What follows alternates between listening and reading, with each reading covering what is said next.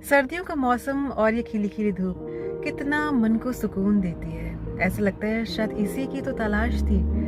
और ऐसे में अगर हमें कोई इंस्पायर कर जाए, किसी की बातें दिल को छू जाए, तो आपको ऐसा लगता है कि ऐसे ही हमें कुछ अच्छा आगे करना चाहिए।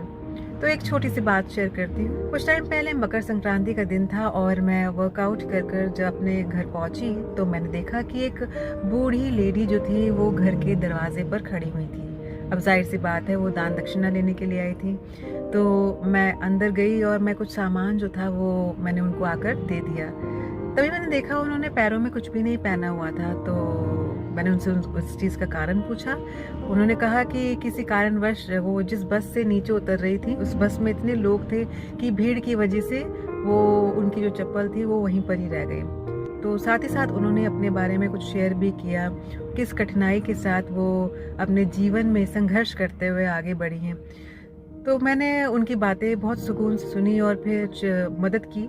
और जब मैं अंदर जाने लगी तो उन्होंने मुझे एक बहुत प्यारी सी बात बोली। उन्होंने कहा कि दान दक्षिणा देना तो बहुत अच्छी बात है, लेकिन उससे बड़ी बात ये हो जाती है कि जब हम अपने कीमती समय में से कुछ पल निकाल कर किसी की बात सुन लेते हैं और उनकी समस्या को शांत मन से सुन लेते हैं, तो ये भी अपने आप में किसी बड़े दान पुण्य से कम नहीं है।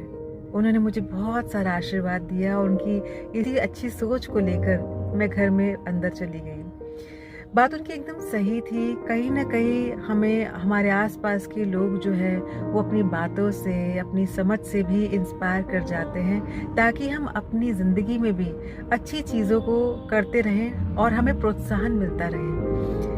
हमारे आसपास बेशक ही वो इंसानी रूप में कोई हमें इंस्पायर कर रहा हो या फिर कोई नेचर, हमारी प्रकृति जो है वो भी हमें निरंतर कहीं ना कहीं हमें इंस्पायर करती रहती है। बस हमें ज़रूरत होती है उसे समझने की, उसे तलाश करने की और उससे इंस्पिरेशन लेने की।